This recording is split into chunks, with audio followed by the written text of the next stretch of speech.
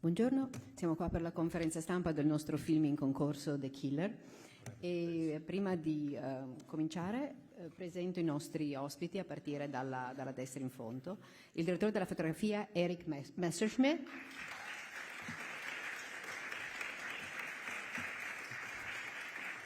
il responsabile del suono Ren Klyce, il regista del film David Fincher, il montatore Kirk Baxter. And before we open it to the audience, I have a question. I'm going to start with a question for David, and it's an obvious one. I'm here. It's Julia. Oh. Hi.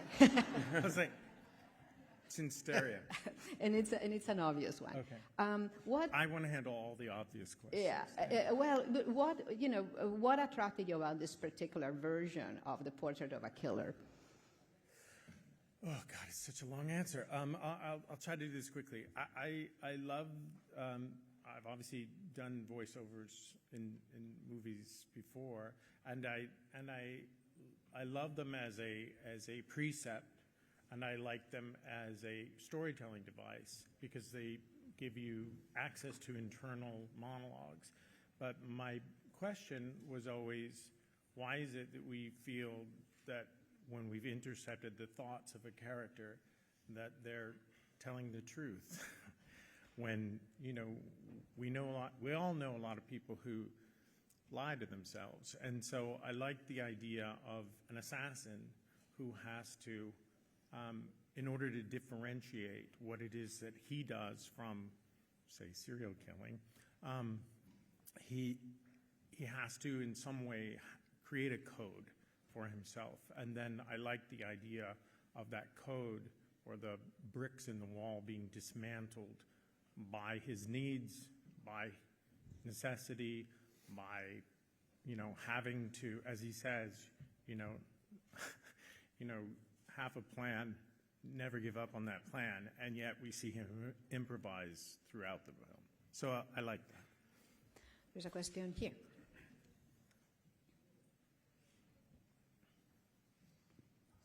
Thank you. Congratulations, David. It's Stephen Schaefer here for the Boston Herald. Can you talk about casting your lead here, Michael, and whether you see this as perhaps a comeback for him? I don't see it as a comeback for him. As far as I'm concerned, he hasn't been around much because he has a whole other career. We had to slot this movie into his driving, and so no, we felt lucky to get him. We wanted him, and had we not been able to fit into his window between racing seasons, we probably wouldn't have made the movie. I wouldn't. Why was he so perfect for it? Well, I think Michael has, obviously his skill set is excellent, and he can do things that are big. And we've also seen him play a robot where he does almost nothing. And so for my money, what was interesting, most of what we know about this guy is how he moves through a very limited world and a very insulated world, even if it's tangential supposedly to our own. But I think that he's as an instrument, he's a guy who's he can kind of give you any color that the moment necessitates. How did you get him to? It's almost like the light is sucked out of him. Well, we talked about that. I mean, there was an aspect of this character who is extremely sociopathic, and how to dramatize that. And one of the ways that we chose to was by literally not giving anything away. Amico, una domanda velocissima sulla musica. Come ha collaborato questa volta con i suoi fedeli collaboratori Reznor e Ross, e come mai ha scelto gli Smiths? I'm sorry, I lost that. What channel is this on? 2? What was it like? I'm on? Yes. Thank you. Yes.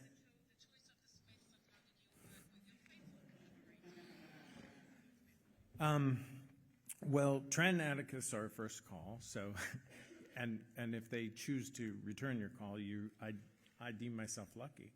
The Smiths were a sort of a post-production addition because I knew I wanted to use How Soon Is Now, and I knew and I loved the idea of that song specifically as a tool for assuaging his anxieties.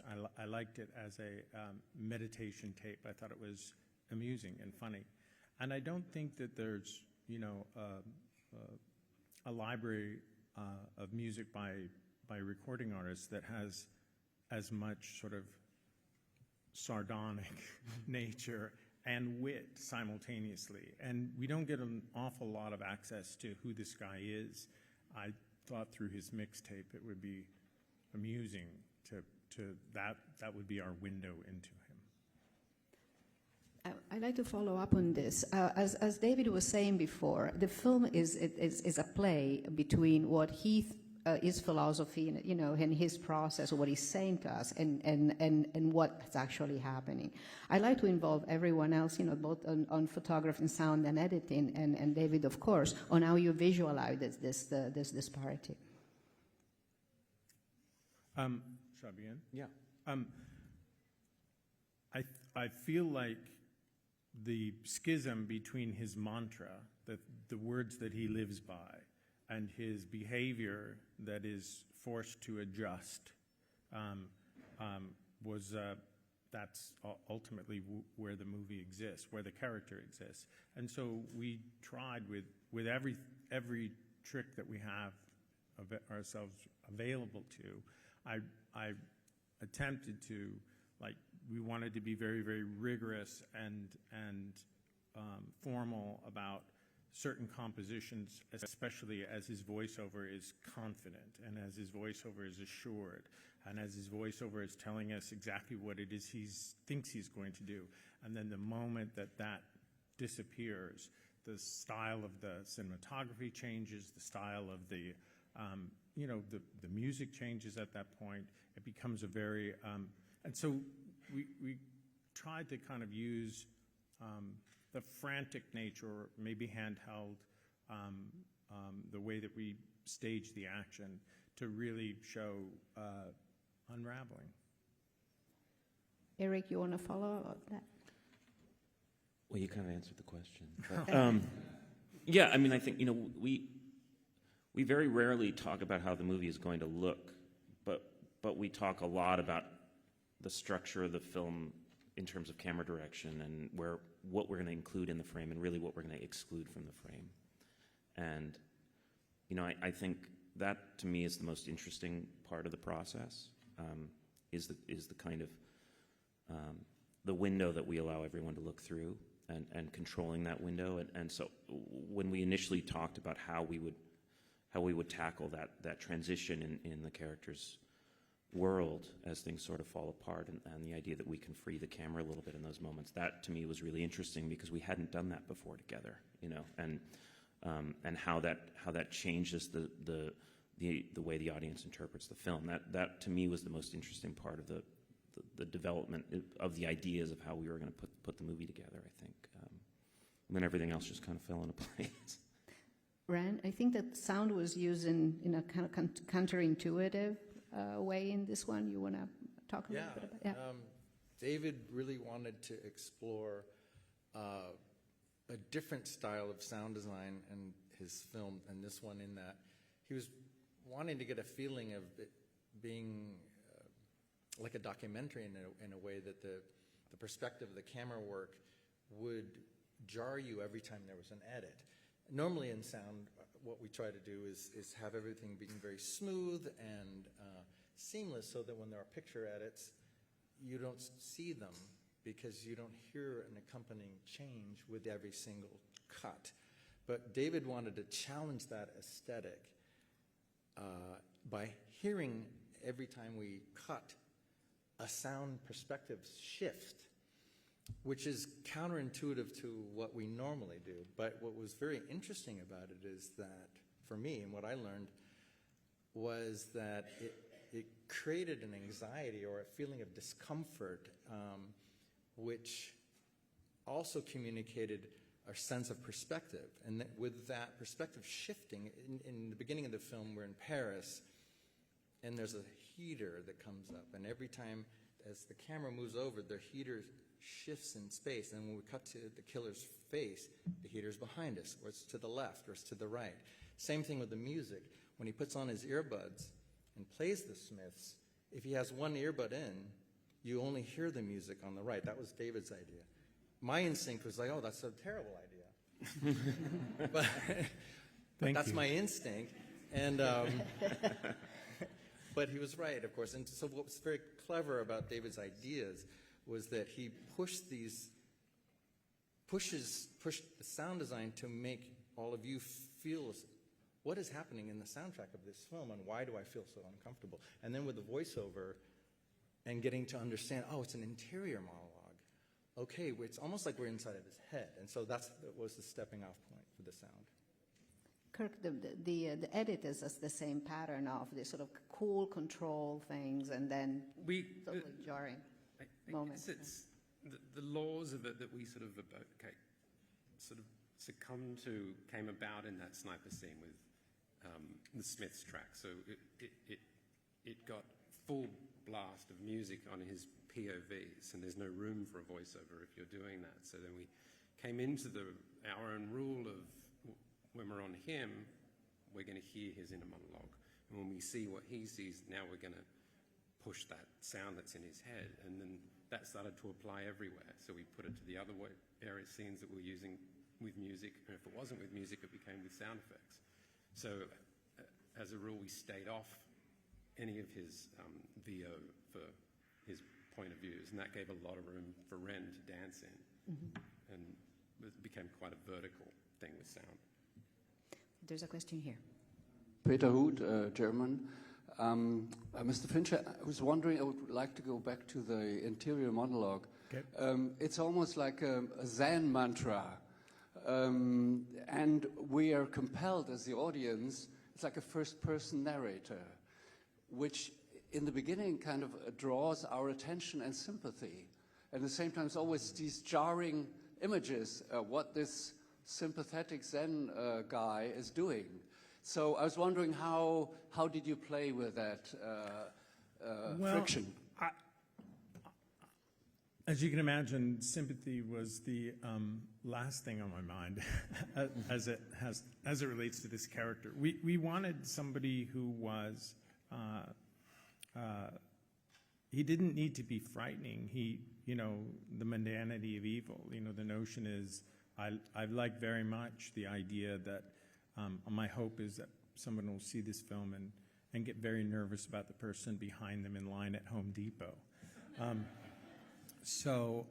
No, it was very much, I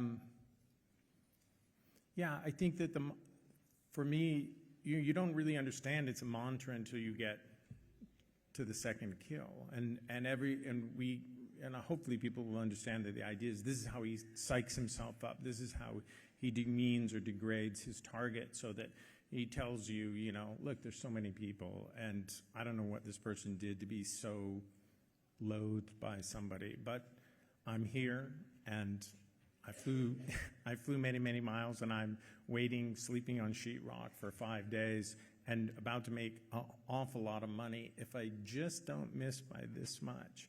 And the character of the mantra changes. There are times when the mantra is interrupted by somebody who's in the room and you go, oh, well, is that supposed to happen?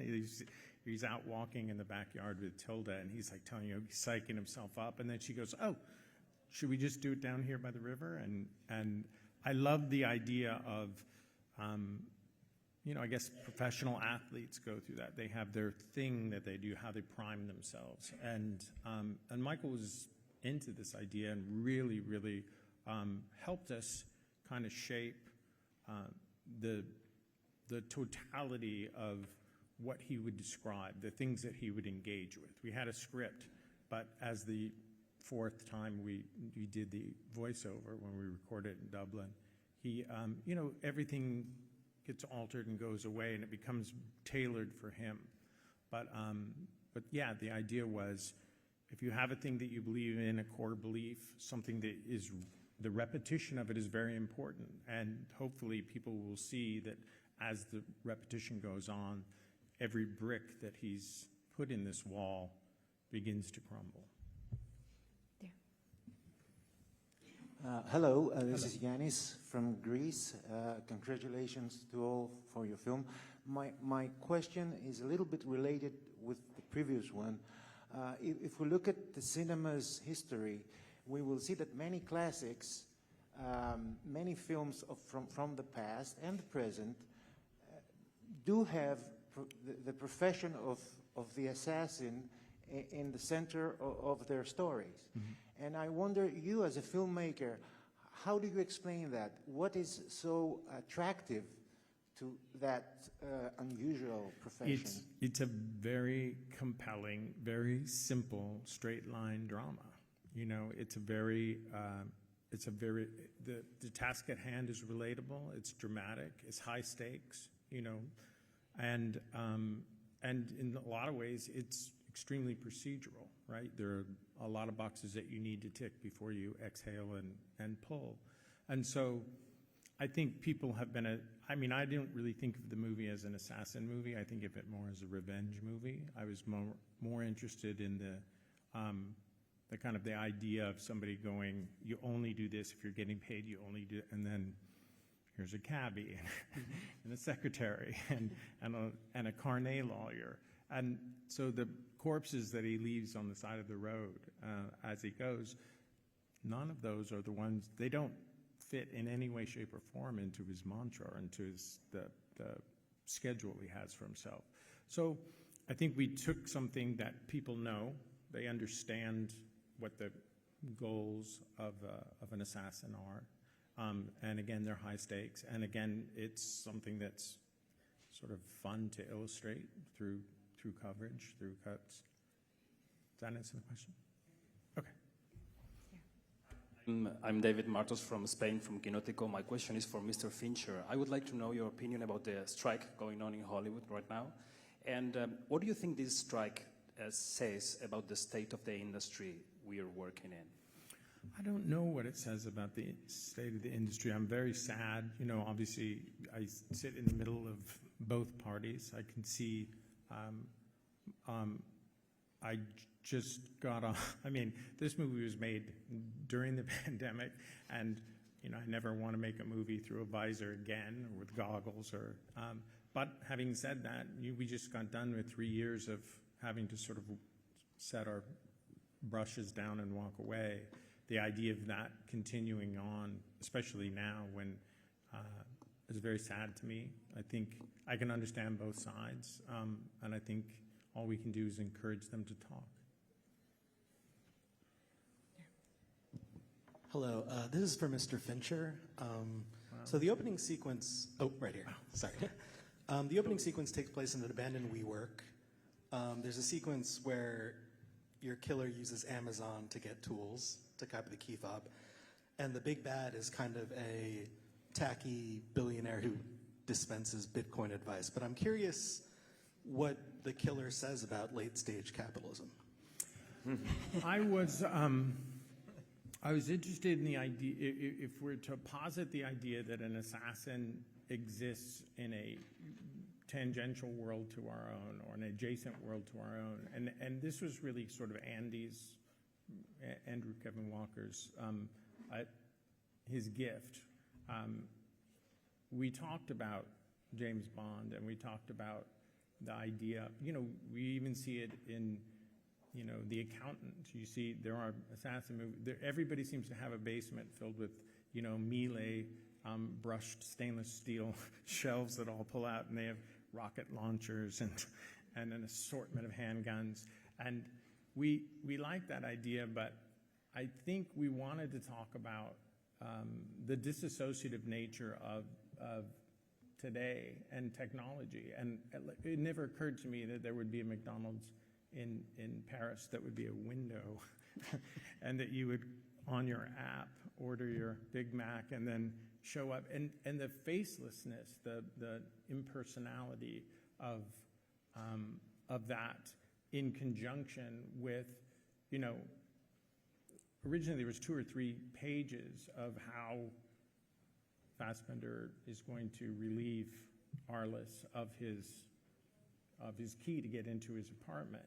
And I remember calling Andy and saying, wouldn't he just have a fob copier? Couldn't he just and he said, oh, Dave, if that existed, people would never, your room key, no one would ever, and I said, just do a Google search, let me know. 11 seconds later, he sent me this Amazon page that had 15 fob copiers, all under $29, and they will send them to the Marriott that you're staying in, and it has, that idea, although irreverent, is also personally terrifying. So I love the melange of that.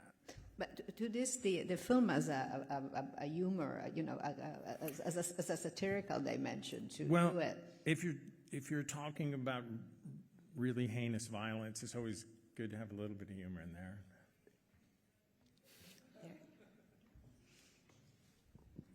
Hi, Mr. Fincher. Great story, well detailed, very wonderful, and these little details with Google Maps and Amazon, that was amazing. So my question is, did you consider anyone else to play the main character, or the face of Fassbender, it was straight in your mind? No, I think when the project came back around, at the point in time the project came back around in 2019, something like that. No, I sort of locked onto Michael, and like I say, I can't imagine having somebody who can do this, but can also do this. If you know what I mean, the kind of control that he has and the ability to, I think he was an excellent choice. And as we were shooting, one of the things that I became aware of is this strange hybrid. His face is this perfect amalgam of Charlton Heston and Laurence Olivier, and he can give you and that's the gamut, it can be a pulp star, it can be, very, very elegant. He can be elegant. I gotta say, Haywire was some of the influence for me as well, because I remember seeing that movie multiple times and thinking, wow, he's so watchable. He was also a young Clint Eastwood when he was crossing the bridge. Oh, I would always look at that and go, Clint Eastwood. There's a question here, there's right there. Sono Claudio Gargano per Notturno. Il personaggio di Fassbender, come lei diceva, ha tutto sotto controllo, vive secondo un determinato codice che gli permette anche di restare vivo, evidentemente, però già all'inizio del film fallisce, quasi come se lui inconsciamente voglia fallire. Volevo chiedere se è così e se il fatto di voler tenere questo mondo sotto controllo con delle regole, se può essere paragonato al lavoro del regista, che però deve essere pronto anche a qualunque cosa che sfugga al suo controllo e a recepirla, insomma, e ad adattarsi a qualunque imprevisto. Insomma, ecco, un'analogia tra il mondo controllato di Fassbender e il lavoro del regista.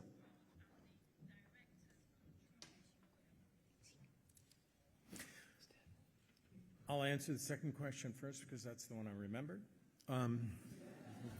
Yeah, I guess. I mean, I think, I think if there's any similarity between filmmaking and being a professional assassin, it's that stakes are high, involves technology, and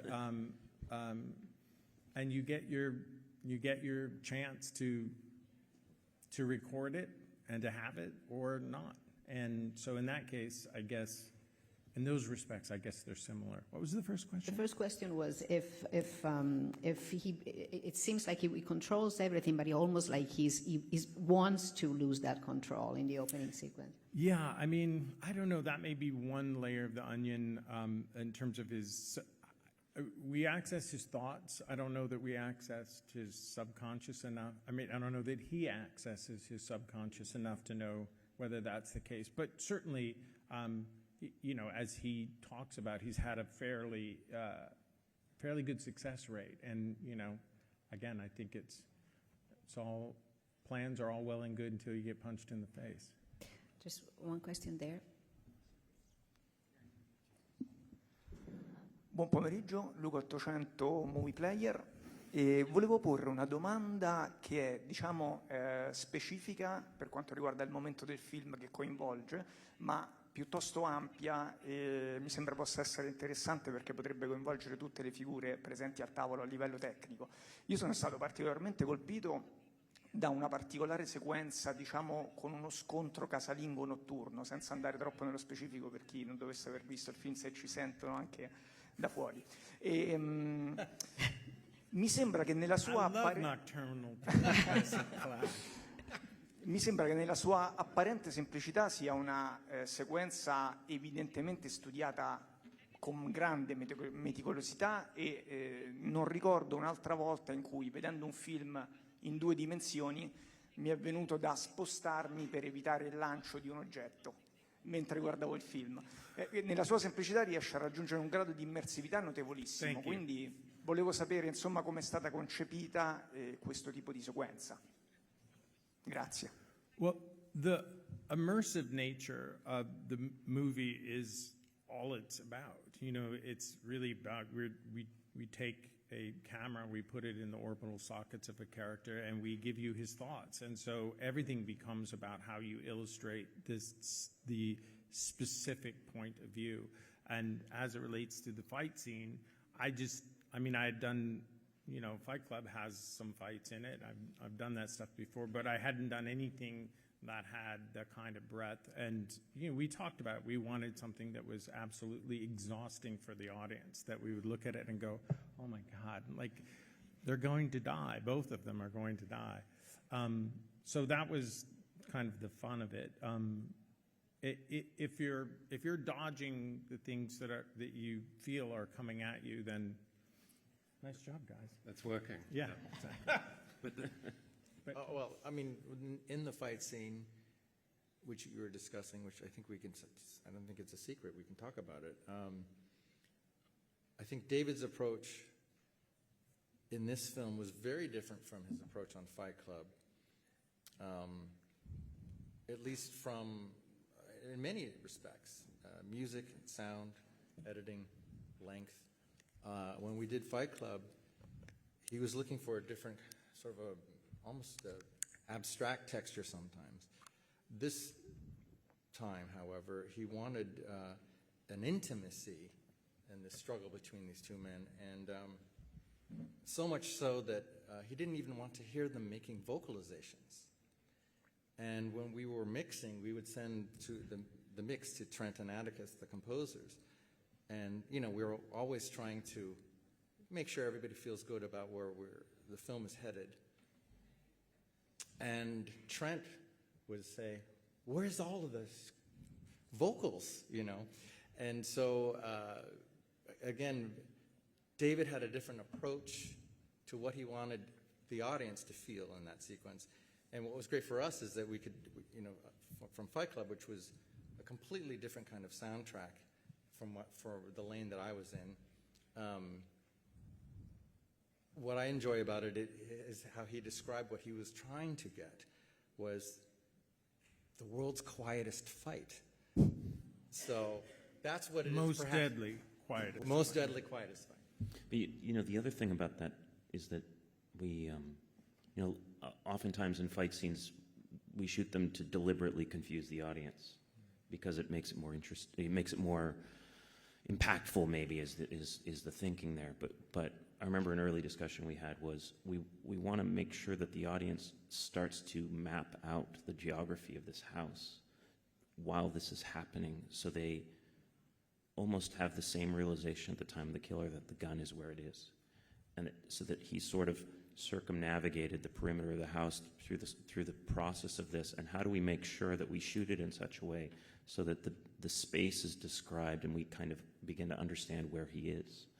And that to me was a really interesting challenge in that particular thing, because it's more than just hand holding the camera and making sure it's on the right side of the punch so it lands properly. It's, you know, it was a much more sophisticated way to think about space and think about people moving through the space.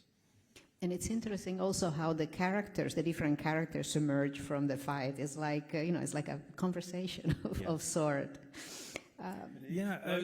Oh, go ahead. Sorry, no, it explodes in pace once the other person comes into it. The fight is explosive, but the joy for me with it is if you widen out and think of the whole thing as a piece of music, the lead up when the killer is in control and getting closer and closer, that's stretched. And everything is precise when he's in control. And the moment that control is left, now it's clipped and it's faster, and his voiceover gets interrupted. That mantra had further to go, but the plan doesn't belong to him anymore. And then you think it's over and pause, cue dog. It was also important to me, I like the idea of a dark house, two people fighting. You know, these are two assassins. They both have long criminal histories. Neither of them want to be, talking to Florida PD about a domestic disturbance in this house on stilts. So they are one of them is going to finish the job. And I like the idea that they were trying to do it as quietly as possible, even though it meant, beating somebody to death with a bong. I think we have time for one more. She's been waiting for a long time. Yeah. It's not going to blow your mind, but hello, Mr. Fincher. Thank you for the film. First of all, I was wondering if you could talk about Tilda Swinton's character and what it was like to work with her. And the second one, I think it's been touched upon a little bit just now. It was so interesting to me because you spoke about how unlikable your protagonist is, which is true, and how sociopathic. I liked him. No, Mr. But because you mentioned the dog, it was really interesting to me that, what happened with the dog, and it kind of made me dislike him a little bit less, because... What was the first question? Tilda Swinton. Working with Tilda Swinton and her character. Look, everybody wants to work with Tilda Swinton. Tilda Swinton is a unicorn, and I'd worked with her on Curious Case of Benjamin Button, which was mostly me just sort of like staring at the monitor in a fawning way and going, oh, great, she's done? Great. And we had this idea that there was going to be the samurai was going to meet an elder samurai on the road, and they were going to have a discussion about what the ghost of Christmas is yet to come is going to leave in Fassbender's mind.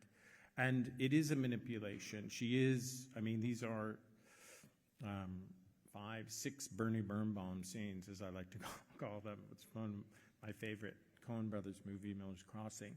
And you're taking a guy out into the woods, and one of you is not coming back. And it's six scenes like that. And so the question was to make them all very different. Someone's going to beg for their life. Someone's going to say, you don't have the courage. Somebody else is going to go into the manipulation as to, this hurts you more than it hurts me. Think about it. All those things. And I thought, if you have an 8-page scene of an elder assassin statesman, Tilda Swinton, knock me over with a feather and throw a sheet over me. That's easy. But she does so much too before her dialogue kicks in, the realization that this is happening and has happened when he sits down, the amount of things that happen with her eyes before her speech and her begins. Lip. I love that level. She's like, this just happened. Yeah. And we were in hysterics when we were studying how well she delivers it just with eyeballs. Yeah. Okay, the very last one.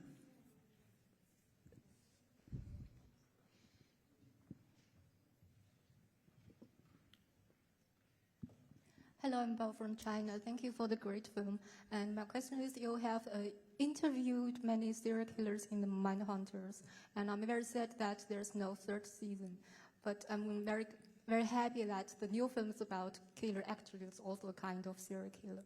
And you also, many of your crew from this film are also from the Mindhunters. So I wonder if the work of Mindhunters helped to build the character, because in the graphic novels, actually there's not a lot of background story of the character. Yeah. Mindhunter, obviously doing all the legwork and research that one has to do to tell the story of that many varied, despicable characters. You learn a lot about sociopathy. And so that was a really important part in being able to kind of dramatize, characterize him. There are just shortcomings that the character needs to have, and they're going to be evident in different ways depending on the external forces. So, yeah, it was a great thing to be able to say, this is not BTK. You know, like we've had this discussion. We sort of know what we're talking about. Does that answer the question? Yeah, I think she's also asked if there's going to be another season. No. No, there's not. Okay. Unfortunately, we have to finish here. Thank you, David. Thank you, everyone, for Yes, of course. Yes. Thank you. Yes.